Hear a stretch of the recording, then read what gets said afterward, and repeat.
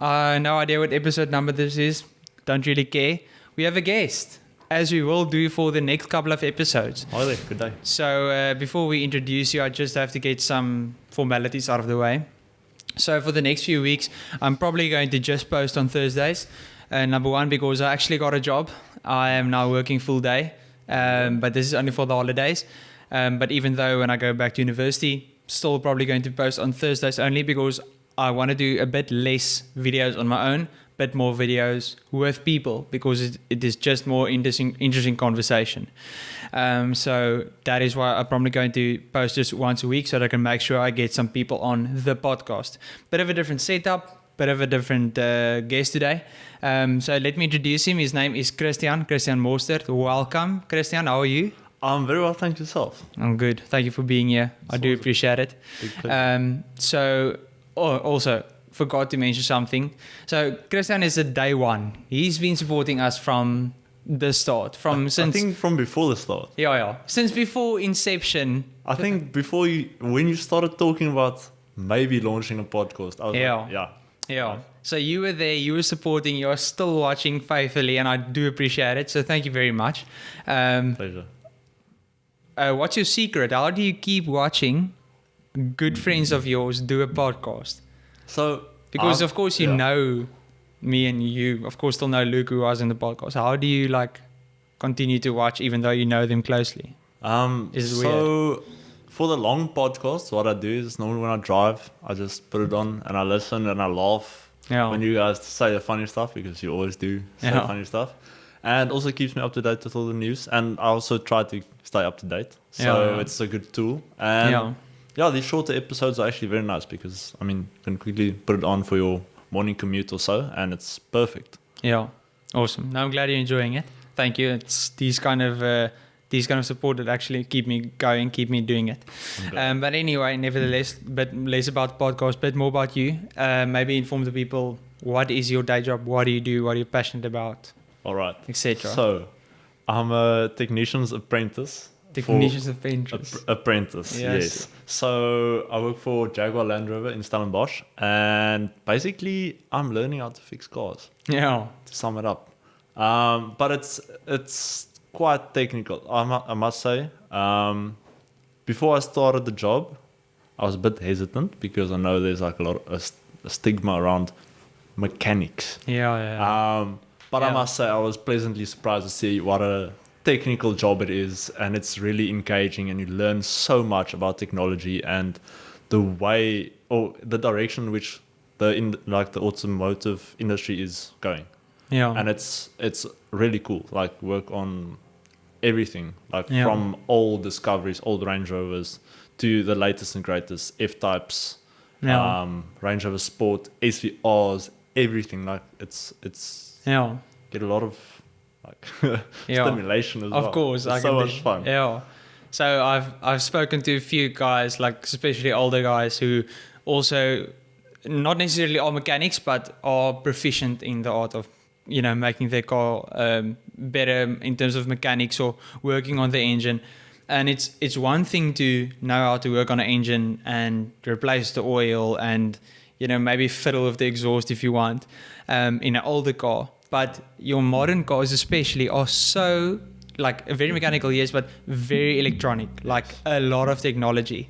If you're let's say your dad was a mechanic and he had to go work on a modern day Land Rover or McLaren or whatever, it's impossible. There's so much electronics I wouldn't say in the way, it's just part of what the car is. So the fact that you work from the old and the new cars, that's actually insane. It is very cool. So the electronic stuff, it's almost nicer. Well, to me, it's a lot nicer because it's easier to find what's wrong. But also, there's a lot more that could go wrong. Yeah, definitely. Yes. And a lot more expensive. Yes, definitely. Especially because it's a luxury brand or whatever you want to call it. It is expensive, I must say. I don't understand why people drive expensive cars anymore. Yeah. The maintenance and everything is so expensive, but also understand why, because it's so nice. It's high end, it's advanced. It's luxurious, it's fast. New. New as well, yes. Yeah. So what have been some of probably your favorite cars you've worked on? My favorite car from our companies at least, is the Range Rover Sport. Even the low-end ones are still fast, luxurious, comfortable, and you feel the power. And then you get the 5-liter V8 supercharged.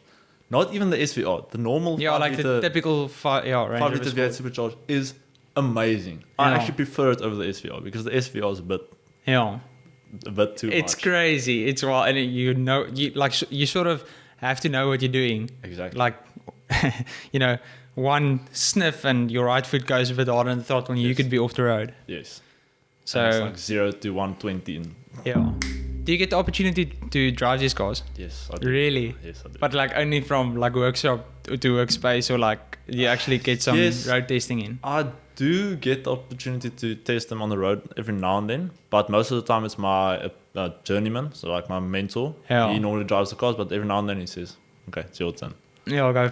Yeah, but it's not joyriding. It's more it's to actually to find issues or listen for sounds. Yeah. Most of the time we're on the road, we listen for sounds, we listen for knocking and squeaks and stuff. But it's so Land Rover, unfortunately, is notorious for its reliability problems, and I think especially older Land Rovers also. Yes. Which is quite funny. I mean, you can just like name a couple of jokes, but anyway, besides the point.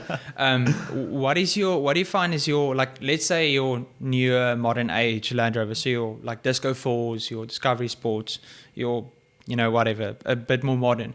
What would you say is like your typical errors or problems or things that you get in the car? So wrong?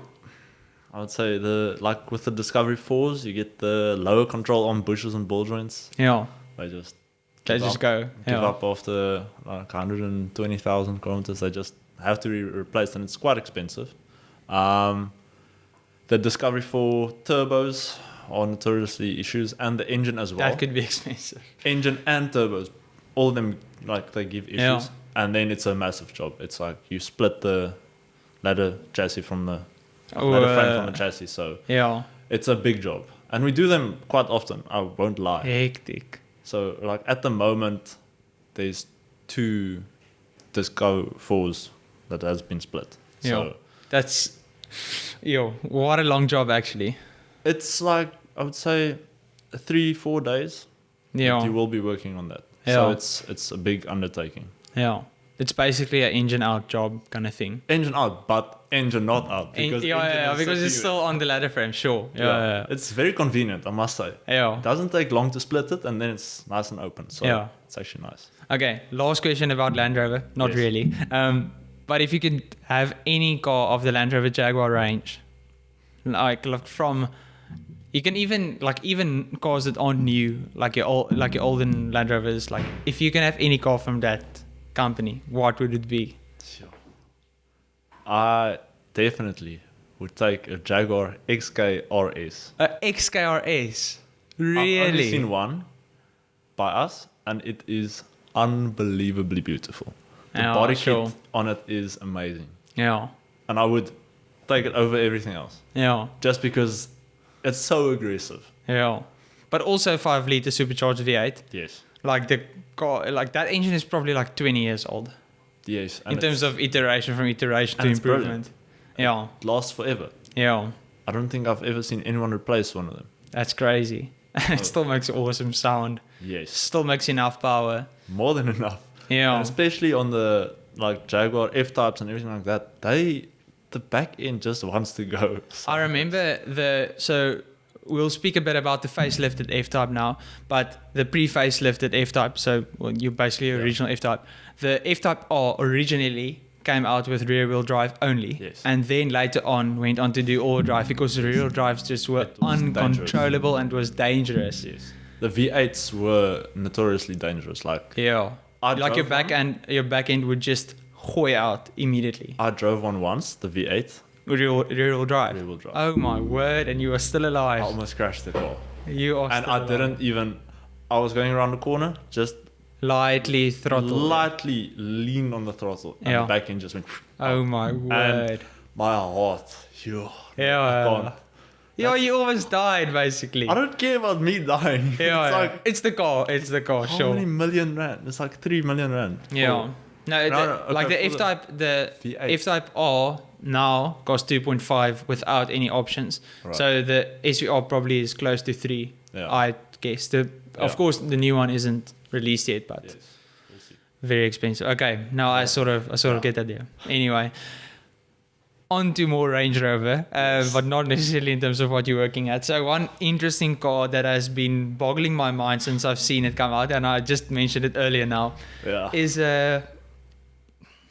I don't know. I've been trying to sort of find an analogy for it, There isn't in terms of like it's basically like a SUV, going on a midlife crisis and deciding, let's like chop my hair off, let's like, I don't know. It's just something happens and there's a massive change and it doesn't really fit. But anyway, Range Rover Evoque convertible.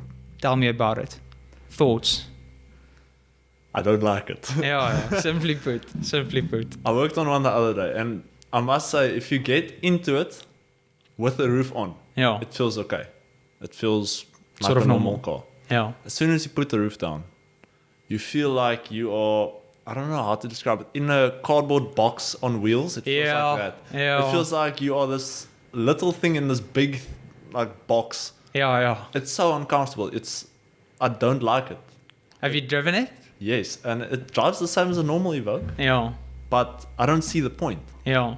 Your handling is heavily compromised. Yes. Because now you lost the rigidity because of the roof. Exactly. And I sort of see the point of like you sitting in a box, because in a normal convertible, There's a It's- bit more around you. Like yeah, normally on the back there's a bit more shielding or yeah, something. and it's also from like a coupe or a sports car sort of form already that the convertible is made. But now you take a SUV, which is sort of a high car, which you sort of sit high in. You're like, I don't know. It looks very weird. It basically looks like a small cardboard box with your windshield in. Exactly. One thing I do find interesting is the fact that you can go off-roading. So you'll remember that few episodes ago we did, what was it? Like basically your off-road, your everyday, like your touring car, one who you go camping with, but also drop your kids, whatever. And you actually were one of the guys who made a suggestion. You said the Range Rover Evoque. The new one. The new one especially. Yes. Which is sort of similar to the Discovery Sport. Yes. Sort of similar, yeah. Anyway, you picked that car, and it actually is an awesome car, very expensive for the price range you're going for, but very capable. But now, like, going convertible. No. Are you aiming for Beverly Hills? Are you aiming? I don't know. Because, what's the sort of market I don't actually know. aiming for? I don't know where you drive with the top off. Yeah. Do you drive through town? Well, Do you want to look it'll rich? definitely not be in London, No, where it's definitely not. raining the whole I don't time. think they sell them there. Probably won't, eh? It's somewhere like, that's why I'm saying like Beverly Hills. Like it's sort of a status kind of thing. Like it's a, in like your typical like teenage movies when we were young, Yes. every single girl, what did they drive? A Mustang convertible or something strange. Something convertible, like Just to convertible show- mini or something. Just to show off who they are. Yeah, Show for you some that. reason, there's always this blonde girl with two like chicks behind it, riding around the road. For some reason, parking, in the convertible mini, just didn't make sense. But anyway, so it's a bit more of a status kind of like I see, But also not. but also not. Because the price tag. I mean, okay, I think the convertible starts from something like R1 million. And the normal one starts from, I think, 800. 800, yeah. So it's a big jump. Do you pay that much extra to look Yeah. a little bit more cool? Yeah. Like that's even like, do you even look more cool? That's the Yes. thing. So I'm just intrigued to I was intrigued to ask you about it because of course you work with these kind of cars. But there was a guy in my street who actually now owns one. Even his girlfriend, I saw them driving, and I was just like what? Like this is sort of similar to the PT Cruiser. Like it doesn't make sense. Nothing about it makes sense. Yeah. It's a 2-door SUV without a roof. Yeah. Like you can't really fit people in the back because it's No, too you uncomfortable. You can't go on a road trip because the boot is compromised. The boot is a meter deep. It's 2 tons. It's way too heavy. It has a 2-liter turbo petrol or diesel, of course, which is probably powerful enough.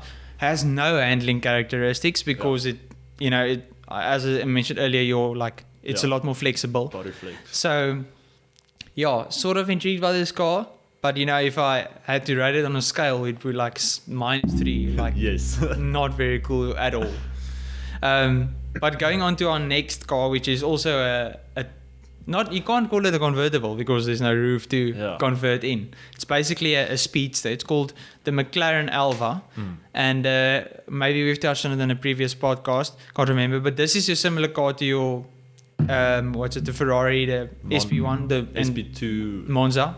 Yeah. Who else did it? I don't know anyone else. Aston Martin has a V12 Speedster. And I don't even know. What was it? Bentley? I think they have a Bacala or something. Yes. Is it sort of a concept kind of car? Yes. Not really sure. But I don't remember. So what this car is there's about 88 examples, if I read it right. Not a lot of them, but this is basically a speedster. So there's no windshield and there's no roof. So it's 2 seats and a car. Like it's you're exposed to everything, which I think can probably make for one of the best driving experiences. Like in terms of drama, theater, visceral, all the elements. Feeling all the elements. Yeah, like this is not going to be a daily driver. No, never. In fact, this is not going to be your only car. If you probably own this car, you will have like a few yachts and maybe like a helicopter and like 15 garages with all your cars, you know. Exactly. So what are your thoughts on this kind of concept of car? Because for some reason these days they sort of, you know, the idea of your speedsters is sort of reincarnated, because in the 60s and 50s they also made speedsters which are very cool, especially Ferraris. But what are your thoughts on this kind of car? I think it's a work of art. Yeah. And they really do put a lot of thought into the design, and it's amazingly light. I know it's like I think the lightest chassis that McLaren has ever made. I think it's what was it? 1,001. Well, yeah, basically 1,150 kilograms. Which is nothing. 200 kilograms lighter than the Senna. Which is already a carbon monobody or whatever. By far. So I think they did this as a way of showing off what they can do. Yeah. We are back. Quick interruption. Anyway, McLaren Alva. We were chatting about it. Yes. I think it's a good idea. Yeah. But not something you would drive. I don't know. I don't see a lot of people driving it. Maybe on the track every now and then. Do you think it's really a track car? Because I think this car suits canyon driving. Because it's not about the lap times. You'll probably do quick lap times, but it's just uncomfortable to drive around quickly on a track with all the wind buffeting and everything. But I think canyon driving, you know, going your Stelvio Pass in Italy, the Alps in Switzerland, French Riviera, Monaco, sort of those are the kind of scenes that you see this car in. Not really road driving. But in terms of the McLaren Alva, the Aston Martin Speedster, the Bentley Bacala, and then the Ferraris, which of those do you think you'd prefer? I'm a McLaren fan, so I would take the McLaren Alva. Yeah. But that's purely because I like what they're doing. Yeah. But the Ferrari is amazing as well. Yeah. When it came out, I was amazed, and I thought this is a very cool idea to bring back like old racing car styles. Yeah. And it's.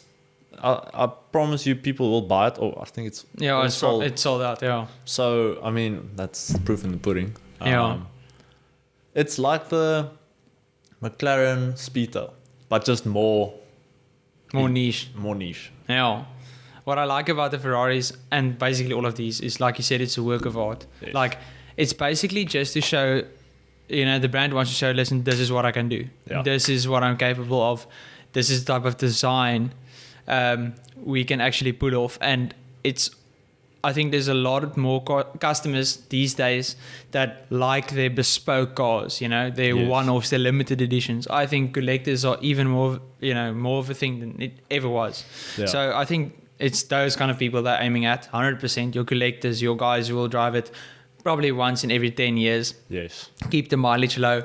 But oh my word! So of course we're chatting about this because Top Gear had a road test with it, and it looks unbelievable on the road. Yes. The shape, Just the presence. The presence it has on the road, even though it's such a small car. Yeah.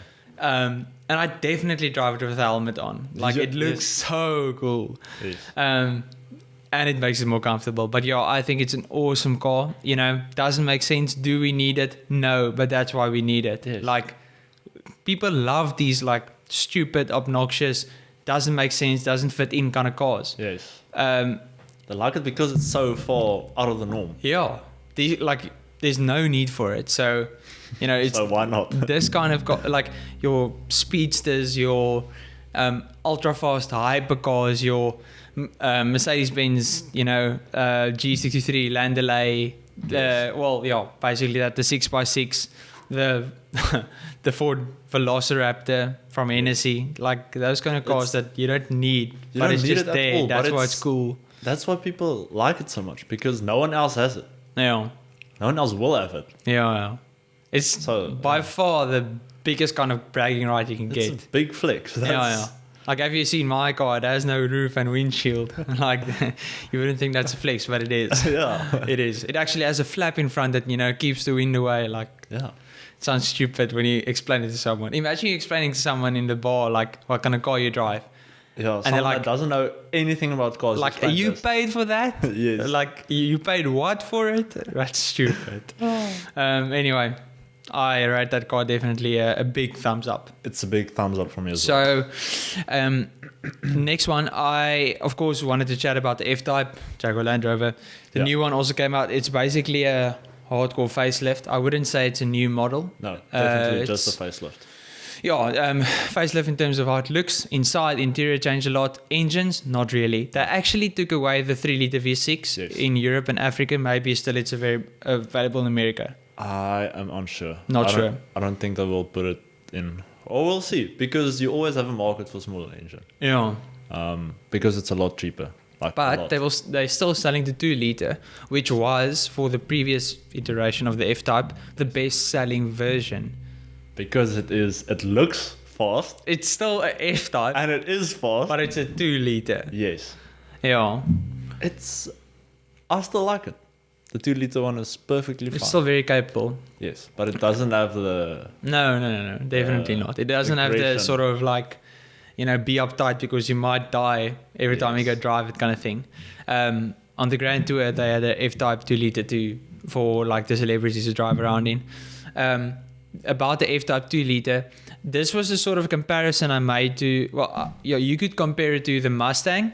So the Mustang has the 5-liter and also the 2.3, which is in the Focus RS. Yes. And you might think like, why would I like it? Like Mustang, nostalgia, 5-liter. Yes. Why on earth would you want a 2.3-liter? And well, to be honest, in terms of performance, it's not far off, because the 5-liter is a big lump of cast iron.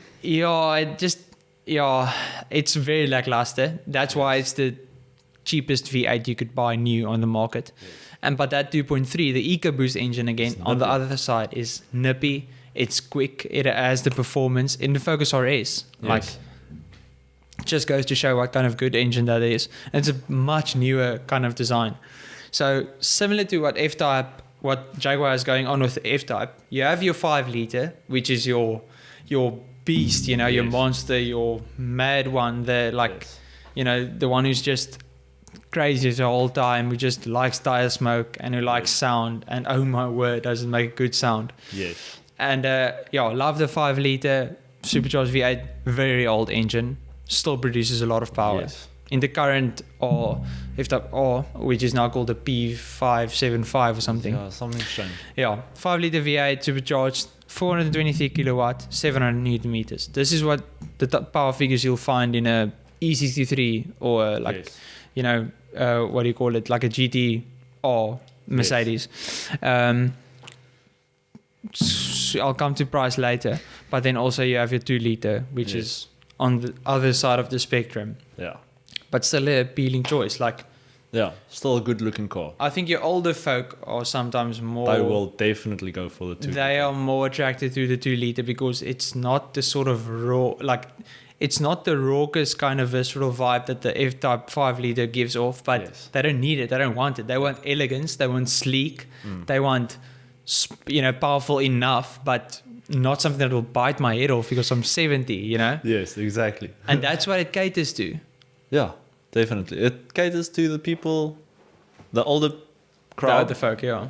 and also the people that want to drive a sports car, but they don't necessarily have the driving capabilities to handle a 5-liter V8 supercharged, because Yeah, can assure that's the you, thing. You need driving capabilities. you need to be trained. You need to be open, yeah. Otherwise, you will, like we saw with that F-Type SVR, was it in Cape Town? Yes. That got planted into a coffee shop. Yeah. Anyways. I remember that. It was basically just hanging like on a bush or something, wasn't Yes. it? Just before a coffee shop. That was. I'll try and find the image and put it up. Extremely funny. But in terms of F-Type, I really think the 3-liter was the perfect middleman. Yes, definitely. Like not too hot, not too cold, and it still made an awesome noise, Yes, it did. Still which is amazing. a You few know. slight pops and bangs. So I'm not totally sure why they retracted it out of the model line or the product line rather. Yeah, I don't know. Maybe it just didn't fit the markets. You know, Jaguar maybe isn't in the best financial position, and we know that. Definitely not. So maybe they were like, okay, let's make some model cuts. You know. I think especially with Jaguar, they are struggling to find the market, because obviously Land Rover is dominating with the SUVs. Yeah, and then the for- Jaguars are struggling to kind of fit in, because I don't know anyone that drives a Jaguar Yeah. sedan. Yeah. Why would you drive a XE if you can drive like a 3 Series? You know. Exactly. So it's obviously just so you can say you drive a Jaguar, but I mean, But it's not even that kind of big of a deal these days. Like, exactly. you know, 20 years ago, driving Jaguar, ooh, Yeah. exotic. You know, these days it's like, oh, Yeah. okay. So, yeah, I don't know. Maybe it's a bit of a, you know, a brand identity crisis. I think it is. I think they are trying to cater for people that don't exist, because the supercars are fun, but so few people in South Africa can afford them. That's Yeah. why we have almost no F-types in Yeah. South Africa. We do have, but I mean not Yeah, yeah. like other countries. If you see it, it's like, oh, wow, F-Type. Don't see that often. Yes, exactly. Yeah. But I mean, the facelift, I don't know who's gonna buy it, because the people that wanted to buy the F-Type, they already bought it, or they will buy the previous one. Yeah. I think it's gonna be a very niche market. Yeah. And maybe the question is also to ask, did the new facelifted F-Type facelift enough to sort of put buyers' heads off the old one, if you want to put it that way? Because the old one is still stunning. Yes. Which one do you prefer in terms of looks, by the way? I think the new one adds a bit more spiciness. I think it's low slung, like ready to pounce. more kinda. aggressive. I like the look, yeah. It's going back to Jaguar aggression, like what it's supposed to be. But the old one, don't get me wrong, the old one is also beautiful. Yeah, But this still. one's just a bit more aggressive. Yeah, Like a RS package almost, but not as hardcore. yeah. So I agree. I think both look very good, like very stylish, and will probably be timeless. Like Yes. that's just the kind of cars that Jaguar design. So I still like the old one. We'll probably go for like a low mileage, older 5 or older 3-liter. Yes. Because it didn't change so much. I think in terms of looking at reviews, the F-Type got a bit grown up. Yes. So in terms of sound, it's the 5-liter especially is not as raucous Yes. as the previous one was. The previous one was just pops and bangs here The and whole there. time, yeah. Everything was just going on all the time. But now it's actually much more. I don't know if subdued is the right word, but it's like slightly toned down. It is toned down. And definitely. I think that's Jaguar trying to pin the F-Type, like pinning the donkey, like putting it in the right market. Yes. Because as you said, it is an older buyer buying the F-Type. Unless Most the cases, SVR, yes. then you'll probably be 27 with a lot of money. Yes. Like that's the kind of market. So Yeah. maybe the more subdued, grown up, sophisticated kind of vibe is what they're trying to reach for. Yeah. So that they can actually head into a market that will buy the cars. Get a few more people that live in a normal neighborhood where you can't cold start your 5-liter V8 supercharged and Yeah. wake up everyone. Your dad won't be nice, you know? No, definitely not. Yeah. Yeah. But we're too young to think about that. Yes. Yeah, like definitely. we still have to have neighbors complaining. There was a guy that he was, I think, 26 years old. Yeah. He bought a Range Rover Sport SVR the other day. 26. 26. Oh my word. Walked in with shorts and slip-flops. Yeah. Said, listen, do you have a SVR? And I said, yeah, we do. And walked out same day with the car. That is crazy. That just shows you there are rich people among us. No, definitely. And I think in Stellenbosch, where we live especially, Yes, we have some of the, like, it's probably like per square kilometer, some of the most highest congested, like very high congested number of rich people, millionaires. if you want to put it that way. Yes. So we definitely have the money here. But as we talk about the F-Type, we need to talk about two other cars which are very much in the line of competition. Yes. So the first one is the AMG GTS. So facelifted since 2019 with the Panamericana grille. Like, I love it. in terms of looks and what it's trying to achieve, it's very similar to the F-Type, Yes. but also not. Also not. It's more Grand Tourer, less sports car. Yeah, I feel like it's your, I don't know, that's what I feel. It's your canyon driving car. It's Yeah, but you can also go long road. exactly Like, you know, just comfortable enough to go long road, and then powerful enough. nippy and Yeah. crazy enough to do some fun canyon Yeah. driving. Now, I must disclaim rather the fact that we are only talking about the F-Type R, because in terms of pricing, your F-Type R is about 2.5, 2.6 million starting without any specs. Now, of course, your 2 liter is a lot less expensive than that, but the AMG GTS is very similar in pricing, also about 2.5, slightly less expensive, but of course without specs, so that does have an influence. But your Mercedes are known to have a bit better technology, Yes. interior technology than the Jaguars and the Land Rovers, but very similar cars in terms of engines. Both are V8s. Yes.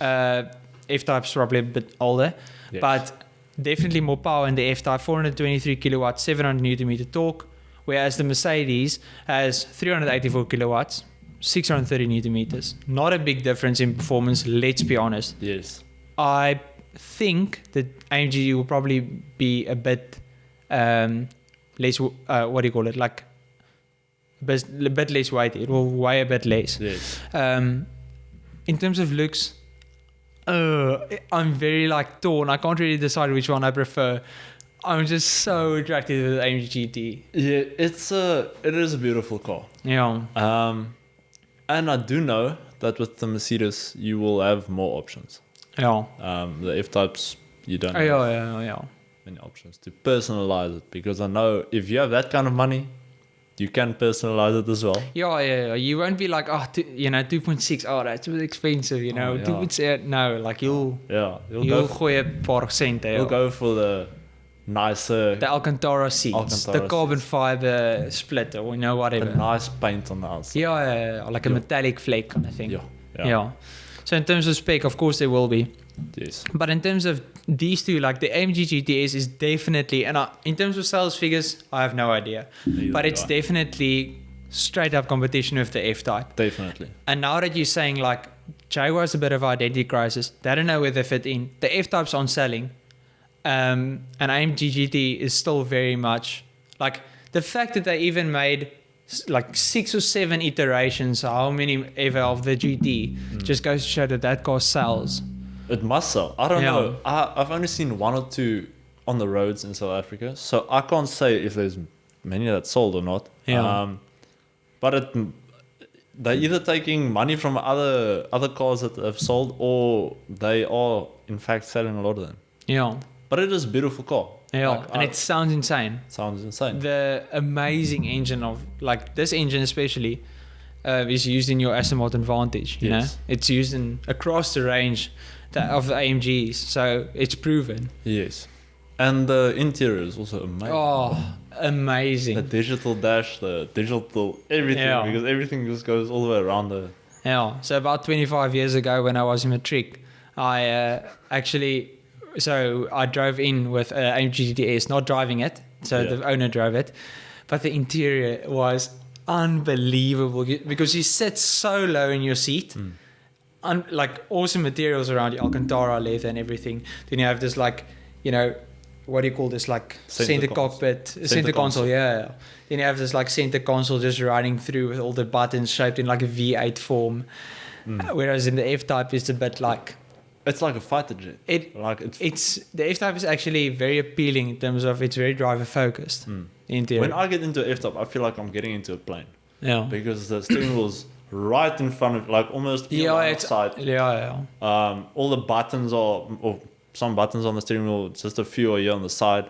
It's very, when you look at the buttons and switches and stuff, it looks like a plane. Yeah. And with the vents that pop open and all that stuff, it's cool interior. Yeah. But if you're going for the more modern look, Mercedes. Definitely. The more digital. So there's really nothing to split it to. It. I think it's just comes down to preference. Of course, none of us have driven the AMG GTS. I've driven in it. You have driven an F-Type probably. Yeah. So, I mean, you can probably vouch which one will be better the day you drive a GTS. But for me, it would definitely be the Mercedes. I don't know. Just there's something so sexy about that car. I'll have to drive it. Yeah. So, bit split between those two. But then there's another car that also comes into the works. And it's the 911 Carrera S. Especially the new one. Yeah. So, a lot less expensive. At 1.7 it starts. But you can't take this car out of the equation. Like, even though in terms of pricing it's not the same, people often choose Carrera S above the F-Type. Yes. Because of it's the best sports car in the world. Like, let's be honest, there is no other better sports car than the 911. Yeah. The Carrera S, the engine, of course, used throughout the range, very capable, about 331 kilowatt, but it's quicker from 0 to 100 than both of these two by 0.2, 0.3 of a second. Yeah, it's unbelievably quick. And the interior is unbelievable. The screens, the leather. Porsche just do that kind of ergonomics right. Yeah, they do. But what's your opinion about Carreras?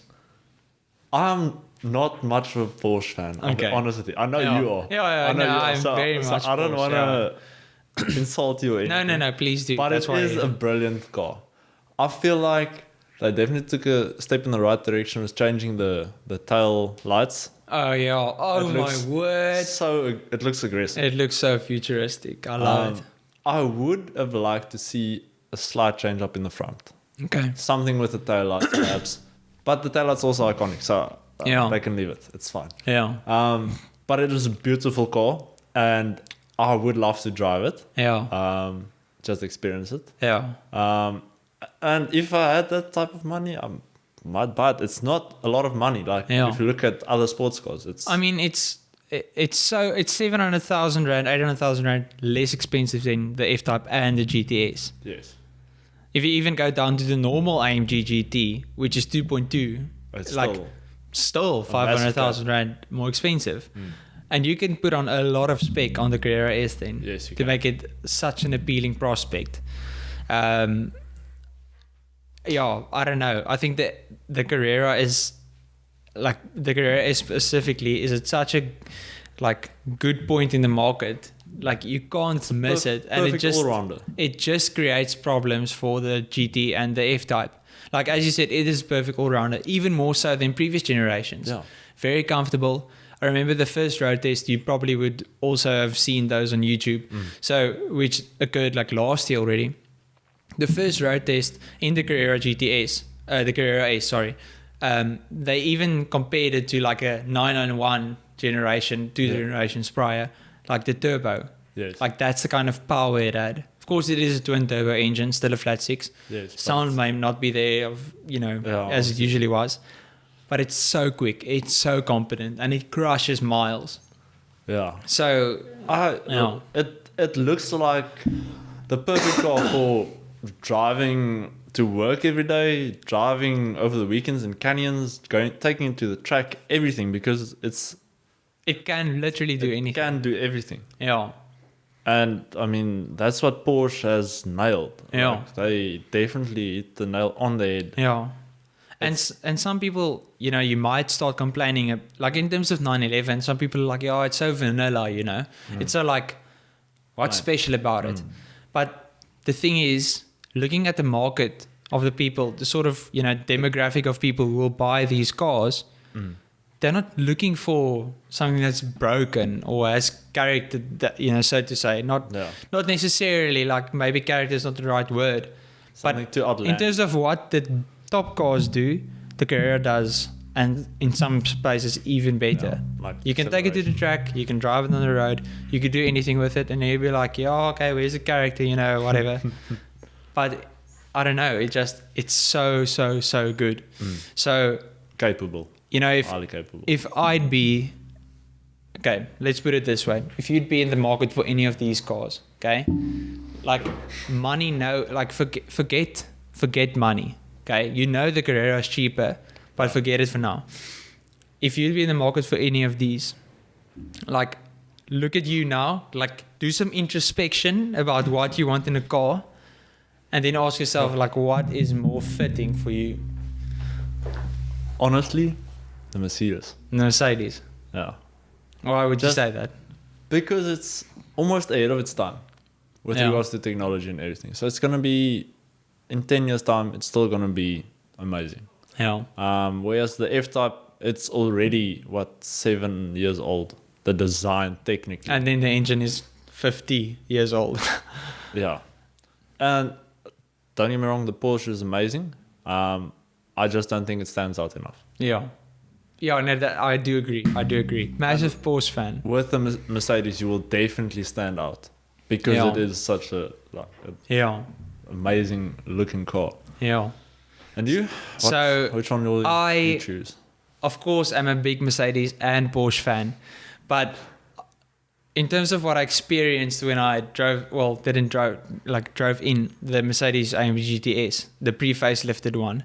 So the color was solar beam yellow. Now it's basically a triple layer yellow. It's such a deep yet metallic fleck kind of light yellow. It's awesome.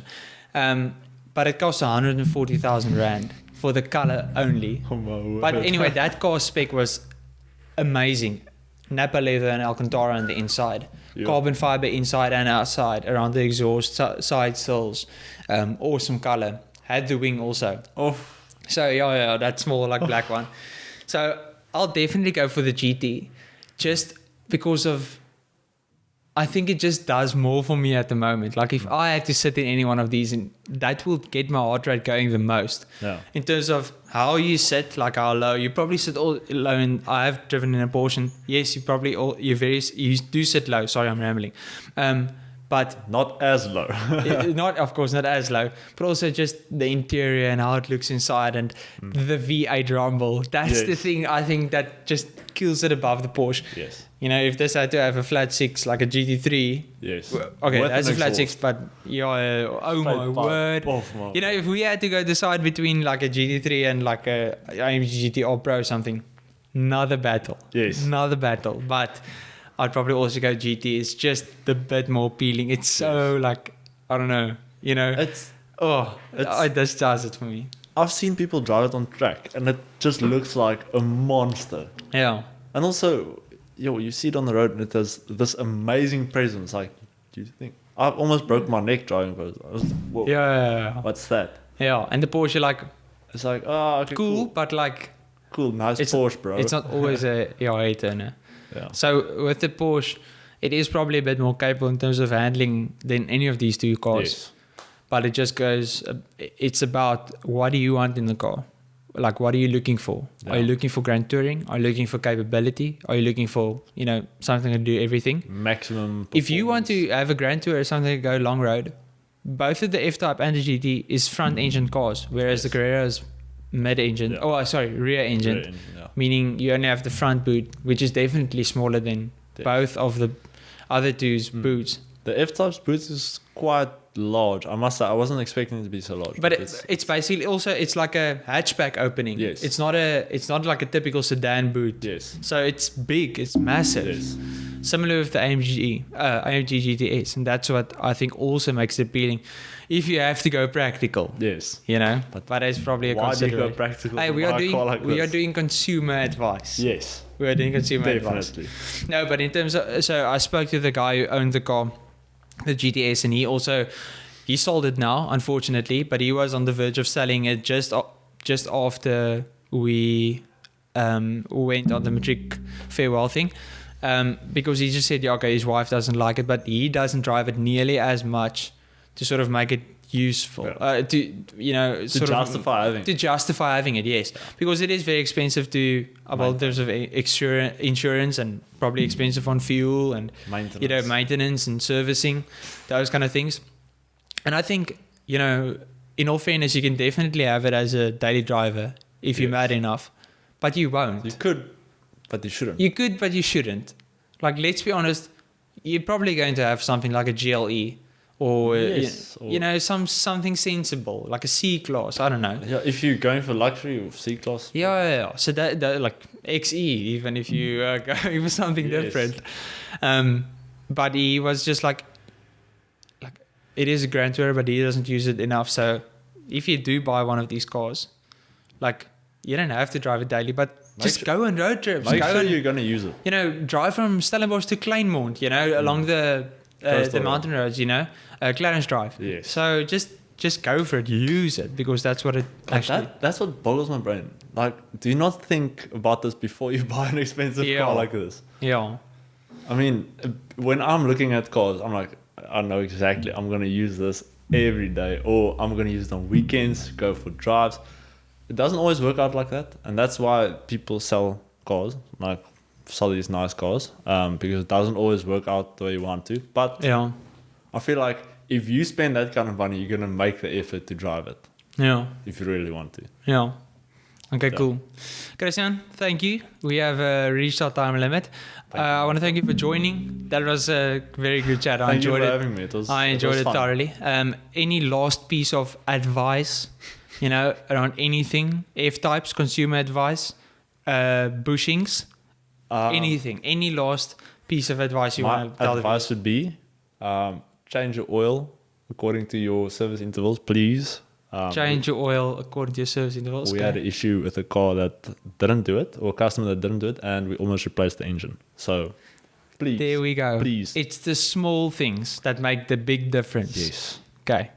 There we go. All right, but do you remember the final mantra? Rather love cars because it's safer than drugs. What? Oh, cheaper than drugs. Than drugs. It's better loving cars than cheap. Anyway. Yeah. Hope you have a good one. Cheers. Bye.